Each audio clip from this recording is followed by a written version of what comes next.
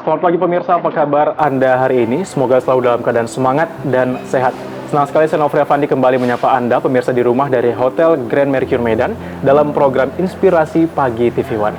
Pada episode kali ini kita akan berbincang-bincang mengenai salah satu penyakit yang dapat dicegah dengan imunisasi, yaitu penyakit difteri. Nah, kira-kira apa sih ini penyakit difteri? Tentu saja akan saya bahas pada episode kali ini dengan 3 narasumber yang sangat luar biasa sudah hadir di tengah-tengah kita saat ini. Sudah ada Kepala Dinas Kesehatan Provinsi Sumatera Utara, Bapak Dr. Alwi Mujahid Hasibuan MKes. Apa kabar Bapak? Alhamdulillah sehat Pak ya. Ya, baik. Kemudian sudah ada 2 dokter yang cantik jelita juga di sini, 2 dokter ya. Sudah ada Profesor Dr. Ayudia Pitaloka Pasaribu, MKet PET SPAK PhD CTN. Apa kabar dokter? Sehat, alhamdulillah. Sehat. Dan tentu saja juga narasumber terakhir kita yang saya perkenalkan yaitu Dr. Restuti Hidayani Saragi SPPD KPTI Finasim MHKes. Apa kabar dokter? Alhamdulillah, kabar baik Mas Nofri. Baik. Nah sebelumnya saya akan berbincang dulu dengan Pak Kadis. Iya. Pak Kadis, seperti apa kegiatan saat ini di Dinas Oh, Kesehatan? alhamdulillah ini ya biasalah di bulan keempat kan. Ini kita harus menyelesaikan segera sesuai jadwal semuanya. Iya. Jadi ya sedikit lebih padat dari yang biasa. Baik, nah dokter kita akan berbincang-bincang dengan tentang difteri ya di Iya, hari ini. iya, oke. Baik, saya akan tanyakan terlebih dahulu kepada Profesor Dr. Ayudia. Mungkin bisa dijelaskan terlebih dahulu apa sih ini penyakit difteri dok? Ya, terima kasih untuk pertanyaannya. Difteri itu adalah suatu penyakit infeksi yang sangat menular Ya. dan sebenarnya bisa dicegah dengan imunisasi. Penyakit ini disebabkan oleh kuman, namanya agak susah nih, Corynebacterium diphtheriae. Dan kuman ini bisa menghasilkan toksin atau racun yang masuk ke aliran darah dan bisa menyebabkan kerusakan pada organ-organ. Iya. Jadi penyakit ini sangat berbahaya dan menyebabkan kematian yang tinggi, tapi sebenarnya bisa dicegah dengan imunisasi. Baik. Nah, kira-kira dokter, ini bagaimana sih kuman difteri ini bisa ditularkan begitu antara sesama manusia, baik itu anak maupun orang dewasa? Ya, cara kuman difteri masuk ke dalam tubuh manusia adalah melalui percikan ludah atau secara penularan saluran nafas, baik itu dari batu, kemudian juga bersin, atau misalnya ada muntah gitu. Kalau ada orang yang di dalam tubuhnya ada kuman difteri dan dia batuk di depan kita, maka dalam 2-5 hari ke depan bisa saja kita ikut terinfeksi. Berarti melalui cairan ya dokter ya? Ya, dari percikan saluran nafas. Baik dokter. Nah, Pak Alwi, untuk Ya. di Sumatera Utara sendiri seperti apa sih sebenarnya difteri ini? Iya, difteri ini tahun terakhir ini naik di Sumatera Utara, jadi hampir 2 kali lipat ya. Kasus kita sekarang ada 27 kasus, di mana 11 sudah terkonfirmasi positif secara laboratorium, 12 ya kasus kompatibel klinis dan 4 kasus masih menunggu hasil. Jadi sebagaimana diketahui tadi yang disampaikan oleh Prof tadi ya, ini case fatality rate itu tinggi ya. Tingkat kematiannya tinggi, ini 37%. Jadi oleh karena itu ini penting untuk kita lakukan tindakan yang yang akurat ya, sehingga ini bisa kita lakukan penyelesaian lah ya. Sekarang ini ada 8 kabupaten kota di Sumatera Utara. Ya. 5 diantaranya itu ada dalam satu hamparan, yaitu Medan, Deli Serdang, Langkat, Serdang Bodage, dan Tebing Tinggi. Jadi Ya. satu hamparan. Kemudian ada yang lain, ada Mandailing Natal, Padang Sidimpuan, dan Asahan. Ya. Baik. Iya, jadi ini ini sangat menular. Diharapkan ini bisa segera kita tuntaskan. Baik Pak Alwi. Nah untuk Dokter Restuti, Ya, Mas Nofri. ini saya mau bertanya mengenai bagaimana sih ataupun berapa lama seseorang ini bisa tertular kuman difteri kepada orang lain? Bisa menularkan atau bisa tertular. Kalau kita bicara tentang masa penularan ya, sebetulnya itu yang perlu diketahui dulu adalah masa inkubasi. Inkubasi itu adalah periode ketika seorang kasus atau seorang yang nantinya jadi pasien dalam hal ini difteri mulai tertular ya, mulai masuk bakteri yang disampaikan Prof. Ayodhya tadi, Corynebacterium diphtheriae, mulai masuk ke dalam tubuhnya sampai muncul gejala yang pertama kali. Ya. Itu dia masa inkubasi ya. inkubasinya. Rata-ratanya 2 sampai 5 hari, tetapi bisa lebih panjang 1 sampai 10 hari. Ya. Biasanya kita bilangnya rata-ratanya 2 sampai 5 hari. Nah, itu masa inkubasi. Nah, kalau masa penularan berarti adalah rentang periode di mana seorang kasus suspek difteri Ya. ataupun kasus konfirmasi yang sudah positif laboratoriumnya bisa menularkan. Ya, itu biasanya dia kita hitung dari H-10 ya, H-10 sebelum mulai pertama kali gejala. Misalnya gejalanya pertama kali demam gitu ya, Ya. hari ini. Maka 10 hari ke belakang sebenarnya kuman bakteri itu sudah masuk Ya. ke dalam tubuhnya, dan di saat itu dia sudah bisa menularkan. Sampai dengan kapan? Sampai dengan 2 hari setelah dia menerima pengobatan. Ya. Jadi H-10 sampai dengan sebelum terjadinya gejala sampai dengan H+2 si pasien menerima pengobatan, itu yang disebut dengan masa penularan.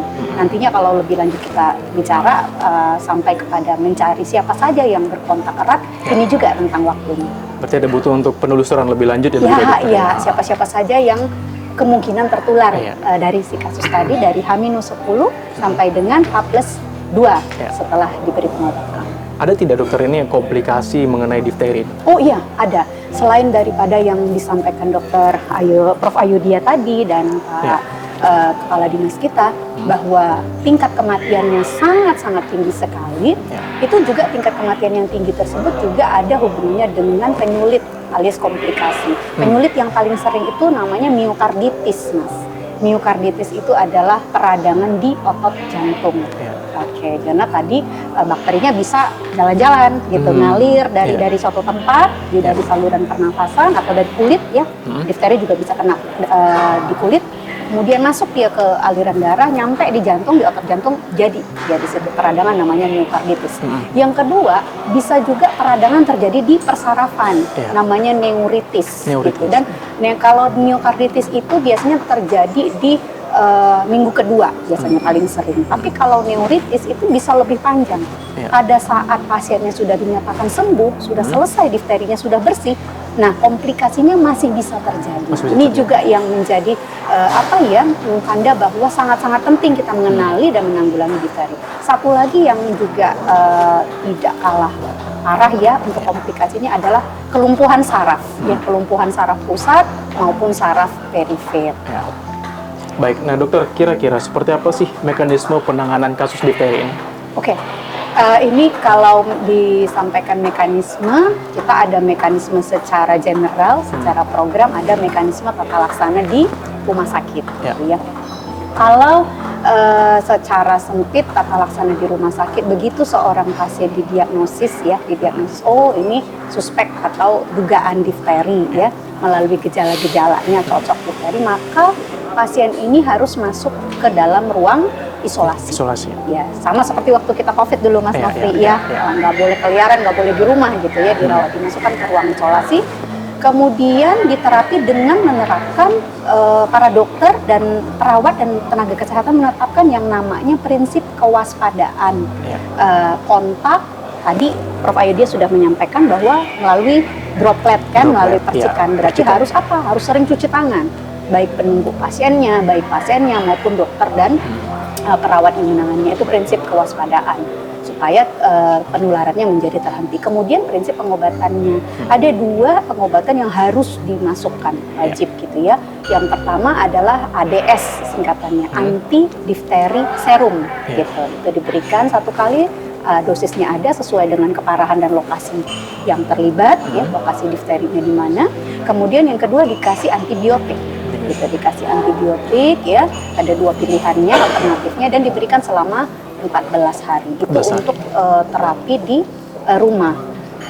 Kalau dia pasiennya sudah kondisinya baik, boleh dipulangkan, artinya pulang berobat jalan. Di rumah juga dia masih harus menjalani isolasi. Ya. Gitu ya, harus menjalani isolasi, diawasin oleh Dinas Kesehatan Kabupaten Kotanya atau puskesmasnya sampai nanti kapan? Sampai dinyatakan dia sudah bebas, hasil laboratoriumnya tidak lagi menunjukkan, hasil kultur ya, kultur laboratoriumnya tidak lagi menunjukkan ada bakteri. Itu kalau secara khusus tata laksana di rumah sakit untuk terhadap pasien ya tadi ceritanya.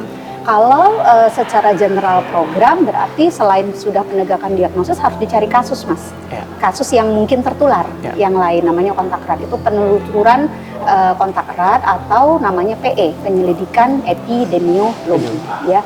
Itu nanti menjadi program. Kemudian kalau sudah ada satu kasus seperti yang Pak Kadis sampaikan tadi, berarti kita tetapkan KLB gitu ya, ada definisinya. Apakah dia positif secara laboratorium ataupun punya hubungan epidemiologi, hubungan kontak erat dengan kasus sebelumnya, ya, itu maka harus dilakukan ORI namanya, outbreak response immunization. Barangkali nanti Pak Kadis yang bisa menyampaikan lebih lanjut ya mengenai penanganan secara program. Baik dokter, terima kasih, sangat panjang sekali, sangat lengkap sekali penjelasannya. Nah, kita akan berbincang lagi pemirsa tentang difteri ini dengan 3 narasumber yang sangat luar biasa. Setelah jeda berikut ini tetap di Inspirasi Pagi TV One.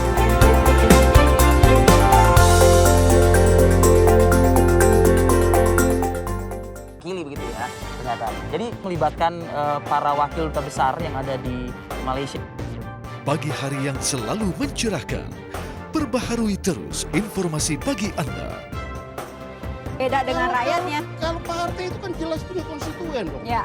Yang di tengah itu kan penyeimbang. Bersama Apa Kabar Indonesia Pagi. TV One memang beda.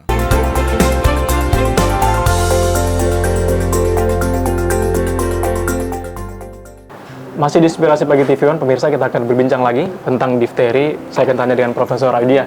Profesor, ini apakah yang harus dilakukan apabila berkontak erat dengan pasien yang terindikasi difteri?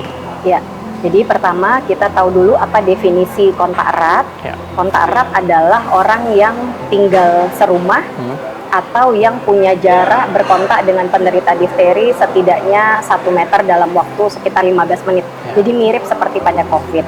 Maka orang serumah, satu kelas itu kita sebut dengan kontak erat. Ya. Nah, untuk kontak erat, maka yang kita sebut kontak erat itu harus dilakukan apusan tenggorok untuk melihat apakah orang ini juga membawa kuman difteri atau tidak. Kemudian setelah itu, yang disebut kontak erat ini juga harus mendapat antibiotik profilaksis namanya, atau antibiotik pencegahan yang diberikan selama 1 minggu, 7 hari. Kemudian orang-orang ini juga perlu mendapat imunisasi. Kalau dewasa kita kasih DT dan kita lakukan itu setidaknya 3 kali, karena yang disebut dengan dosis imunisasi DPT yang cukup itu setidaknya 3 kali. Jadi inilah yang kita lakukan untuk orang-orang yang kita sebut dengan kontak erat, dengan harapan bahwa memastikan bahwa dia tidak punya kuman dalam tubuhnya dan dia bisa dicegah agar tidak terinfeksi dari orang yang sudah kena difteri. Itu dia. Baik, terima kasih Profesor. Pak Alwi, Ya, dan tadi kan kita berbincang mengenai vaksin ya dokter ya. Nah, kira-kira vaksin ini aman tidak? ya Mengenai imunisasi ini? aman. Insya Allah aman. Ya. Kalaupun ada efek samping itu biasanya lokal aja ya. Di tempat suntikan, gatal atau sakit, ya. Itu seperti itu. Jadi aman. Jadi aman ya? Ya. Dan ini seperti apa kira-kira saat ini gencar untuk imunisasi ataupun vaksin mengenai difteri ini di Sumatera Utara? Iya, ini memang kita kenapa ini ada KLB ini karena ada kegagalan pencapaian cakupan imunisasi sebelumnya. Nah, saya di awal tahun ini saya dilantik lagi jadi Kepala Dinas Kesehatan Provinsi kan di tanggal 5. Ya. Di akhir bulan saya dapat report dari Kementerian Kesehatan. Raport kita lah Sumatera Utara itu ini kerjamu selama setahun yang lalu. Nah, itu semua jelek semua. Termasuk imunisasi dasar lengkap kita hanya 47,sekian%. Ya. Jadi kita sudah memang dari awal sangat menyadari bahwa tahun ini kita akan rame nih KLB dan itu sudah terjadi sekarang. Baik, dan ini nanti di tangan Pak Alwi mudah-mudahan akan kembali membaik ya? Kita harapkan seperti itu, tapi kan kami nggak kerja sendiri. Ya. Ini kabupaten kota sangat penting peranannya karena secara teknis sebenarnya beliau-beliau itulah yang harus melaksanakannya langsung ke pasien-pasien. Kita kan hanya menjadi pengumpul data ya, kemudian mendorong. Kita kan kerja monitoring, evaluasi, kemudian koordinasi. bimbingan teknis. Itulah yang kita dorong agar mereka ini tetap bisa aktif dan mencapai target-target yang kita harapkan. Nah mungkin ya kita ini kan yang harus disadari bahwa kita semua ini bukan hanya petugas kesehatannya, termasuk masyarakatnya. Kalau nggak didorong-dorong, ini memang agak enggan orang untuk membawa anaknya imunisasi. Karena kita ini orang Indonesia asli, itu dia. Jadi susah memang. Berarti butuh kolaborasi dan sinergitas bersama iya, ya, Dr. Iya. Apalagi sebelumnya kan kita COVID, itu banyak posyandu kita memang sedang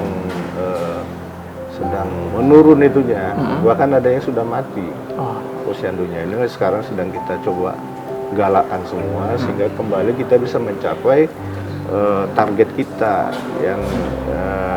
yang disebut dengan International Child Immunization. Ya, di mana satu angka yang kita yakini bahwa dengan angka itu kita capai, maka terjadi kekebalan komunitas di antara anak-anak kita. Itu yang kemarin tidak tercapai. Dan ini mudah-mudahan segera tercapai ya. Iya, dan kabar tidak baiknya lagi, karena ini tahun politik, ya, sebagian kepala daerah kita tidak mau mengumumkan kalau daerahnya itu adalah KLB. Akibatnya penanganannya tidak standar. Karena tidak standar, akhirnya korbannya lebih banyak seperti itu. Jadi lebih lambat dari yang seharusnya. Baik, berarti butuh kesadaran pemerintah dan juga masyarakat sendiri. Iya, sebenarnya nggak perlu kalau memang ini jadi persoalan, ya kita selesaikan aja segera dengan benar. Nah, salah satu itu harus diumumkan kalau ini KLB, sehingga dengan pengumuman KLB ini maka dana emergensi itu bisa dikeluarkan untuk membantu penanganan segera. Karena tadi seperti disebut oleh Dr. Restuti, ada ORI yang harus kita lakukan, Outbreak Response Immunization. Jadi ya karena itu tidak diumumkan, ya nggak ada ORI, nggak ada penanganan yang lain, akhirnya ya korban bertambah. Baik, seperti itu.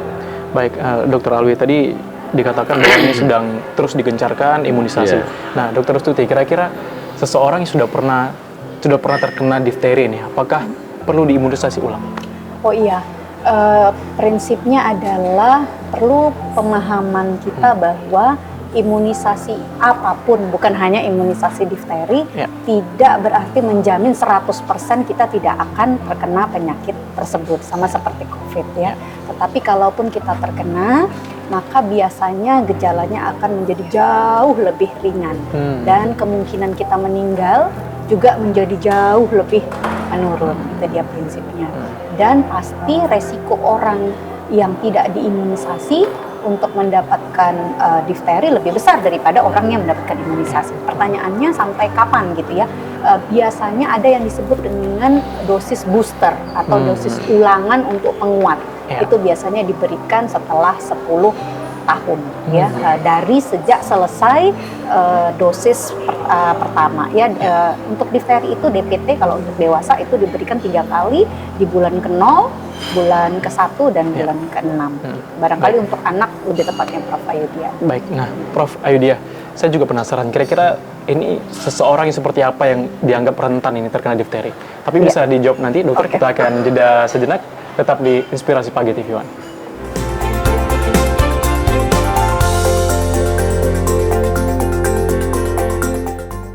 Begitu ya ternyata. Jadi melibatkan para wakil duta besar yang ada di Malaysia. Pagi hari yang selalu mencerahkan.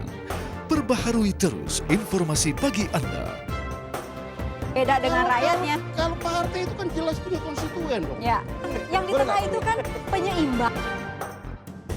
Bersama Apa Kabar Indonesia Pagi. TV One memang beda.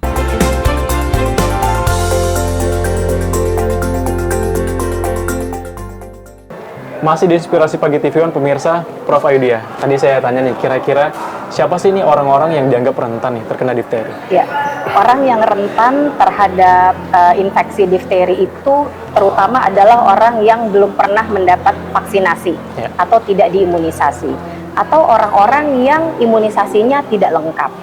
Kemudian juga tentu anak kecil terutama di bawah usia 5 tahun yang daya tahan tubuhnya memang masih rendah. Ya. Juga orang-orang dengan penyakit tertentu yang memang kekebalan tubuhnya terganggu. HIV misalnya atau kanker seperti itu. Orang tua, lansia. Dan juga orang yang tinggal di pemukiman yang padat penduduk karena penularannya dari saluran nafas.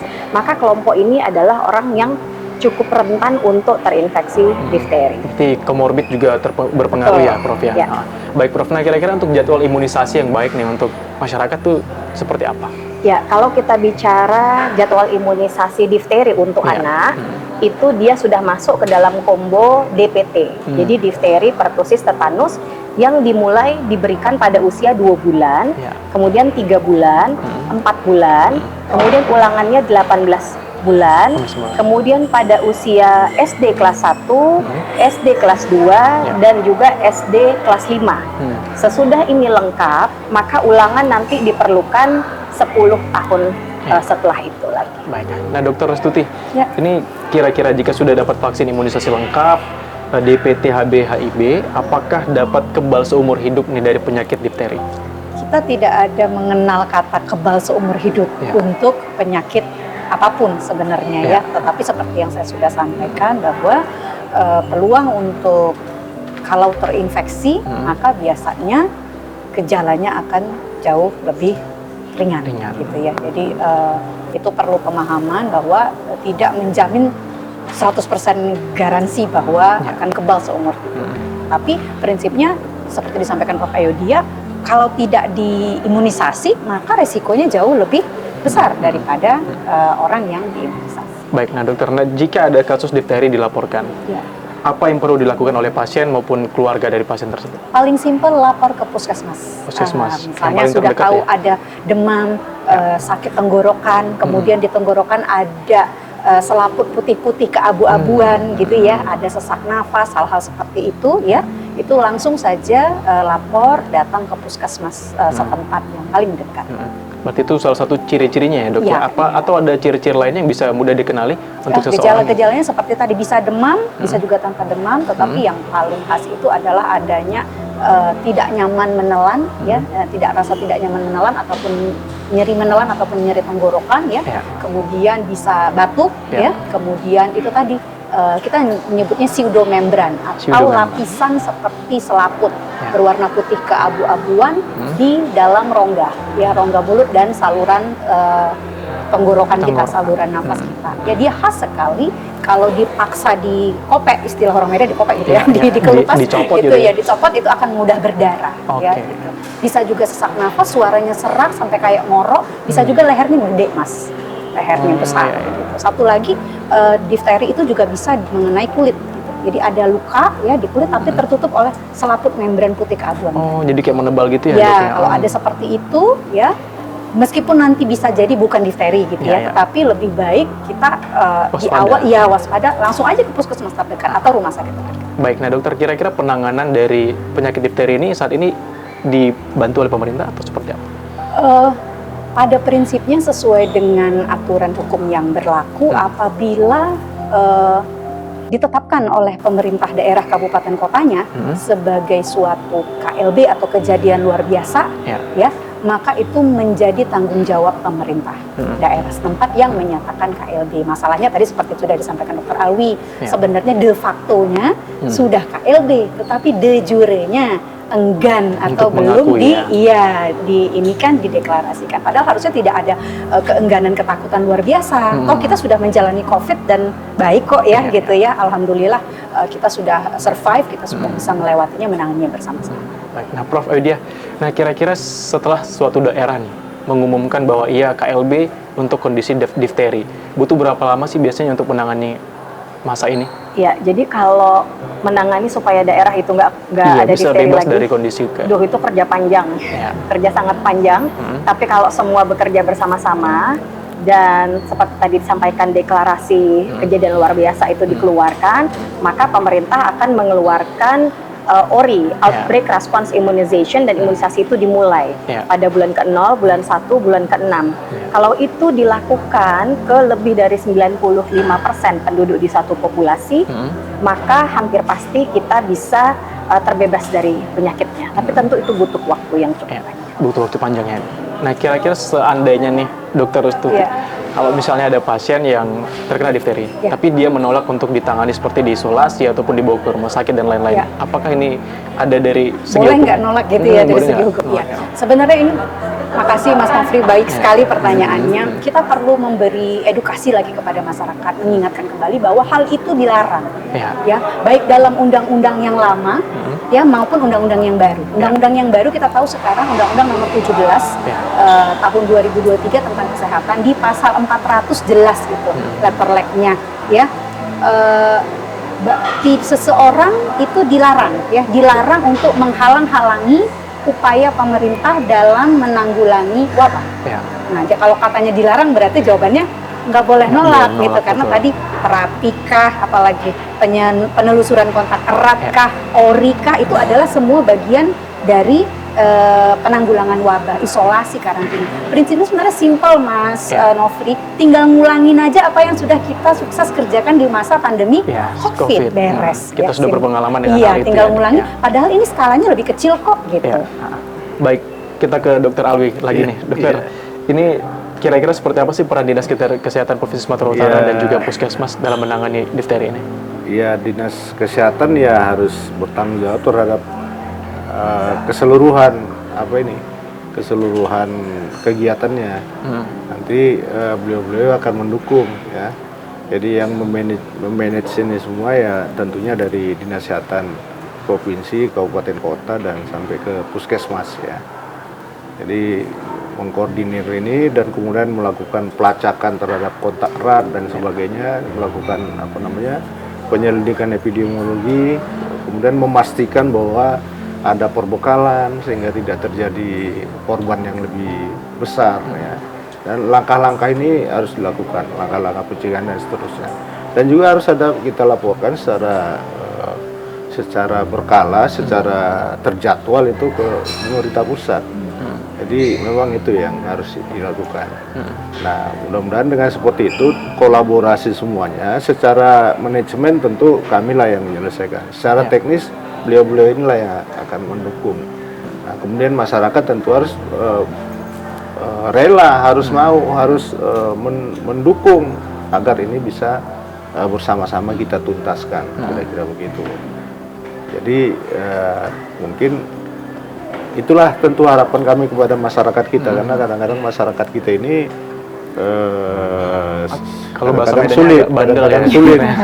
kadang-kadang sulit untuk kita ajak bersama-sama. Dan mudah-mudahan